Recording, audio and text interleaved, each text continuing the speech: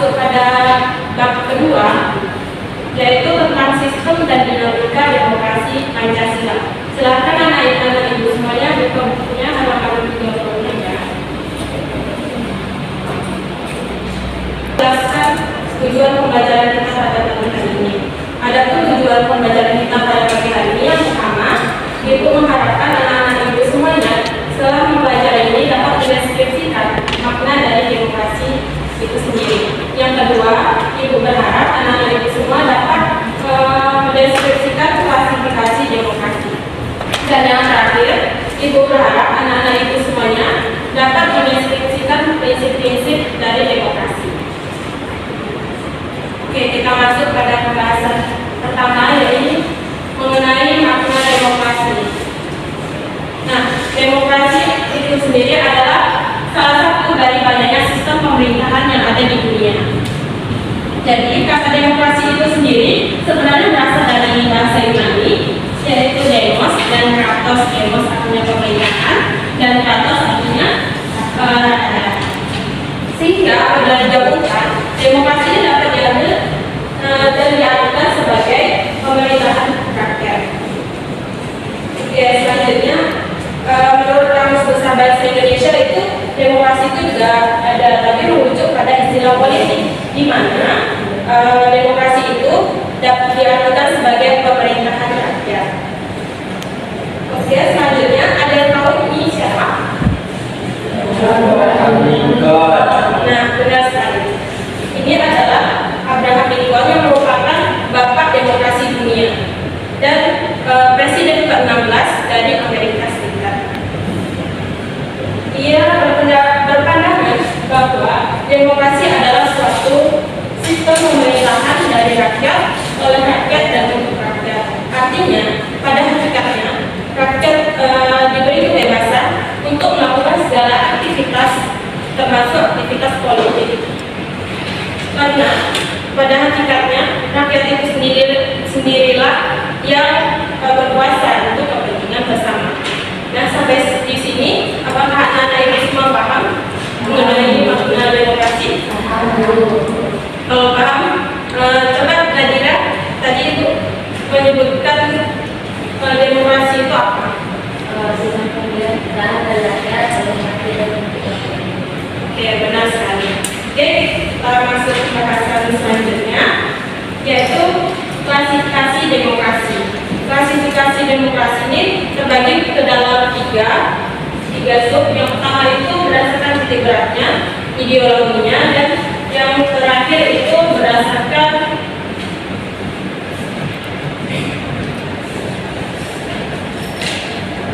penyaluran kehendak rakyat. Di sini kita akan membahas yang pertama berdasarkan titik beratnya. Nah, berdasarkan titik berat ini terbagi lagi ke dalam tiga. Yang pertama itu demokrasi formal, di mana demokrasi formal ini adalah demokrasi yang menjunjung kesamaan dalam bidang politik, namun tidak disertai upaya untuk mengurangi atau menghilangkan kesenjangan dalam bidang ekonomi. Biasanya demokrasi ini dipakai oleh negara-negara yang menganut sistem liberal.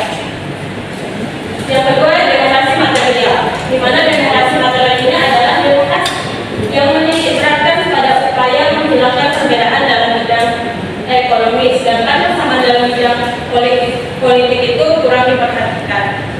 Dan yang terakhir itu ada demokrasi gabungan, di mana demokrasi gabungan adalah demokrasi yang mengambil kebaikan serta membuang keburukan dari dua demokrasi formal dan material tadi. Biasanya demokrasi gabungan ini dipakai oleh negara-negara non-blok.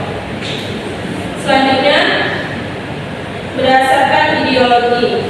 Nah, berdasarkan ideologi ini terbagi lagi ke dalam dua bagian. Yang pertama, demokrasi konstitusional atau demokrasi liberal, di mana demokrasi liberal ini adalah demokrasi yang didasarkan pada kebebasan individualisme. Dan yang kedua itu demokrasi rakyat atau demokrasi proletar. Demokrasi proletar ini adalah demokrasi yang didasarkan pada paham marxisme komunisme. Demokrasi rakyat ini adalah demokrasi yang mencita-citakan kehidupan tidak memandang kelas sosial.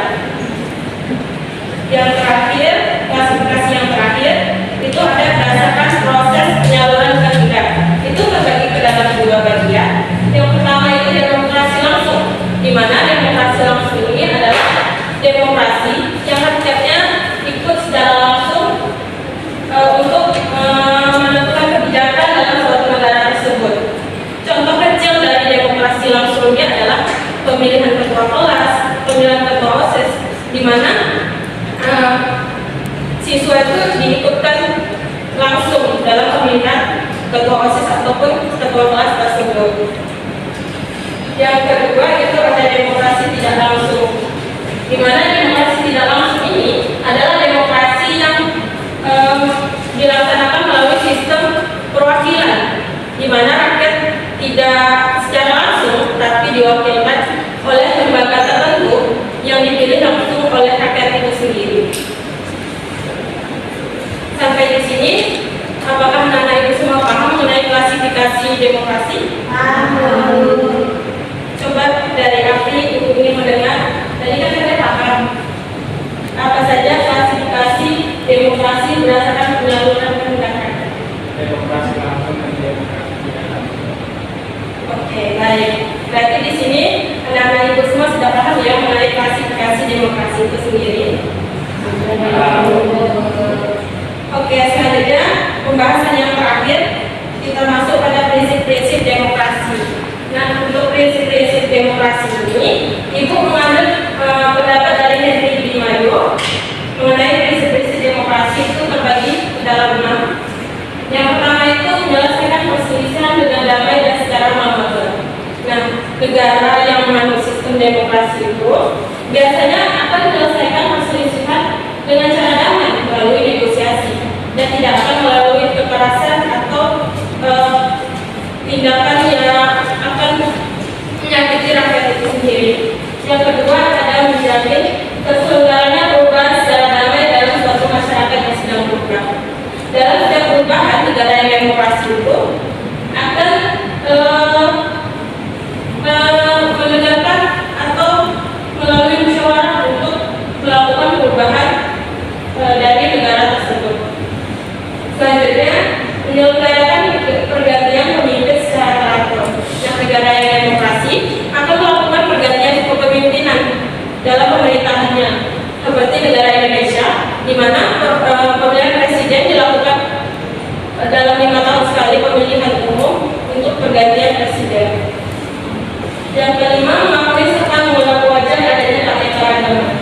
Nah, negara yang demokrasi akan menganggap wajar adanya keanekaragaman dan menghargai setiap perbedaan yang ada di lingkup negara tersebut atau rakyat itu sendiri.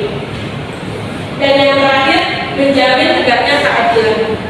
Negara yang demokrasi akan menjamin tegaknya keadilan untuk rakyat dan negaranya. Oke, demikian karena waktu kita sudah habis, itu saja menyampaikan ibu mengenai materi pembahasan tentang demokrasi, sistem demokrasi Pancasila. Selanjutnya ibu akan memberikan tugas kelompok kepada anak-anak ibu semuanya. Ibu akan membagi ke dalam beberapa kelompok. Oke, demikian untuk pertemuan kita pada pagi hari ini. Ibu ucapkan terima kasih atas partisipasinya dan ibu hadiri. Wassalamualaikum warahmatullahi wabarakatuh.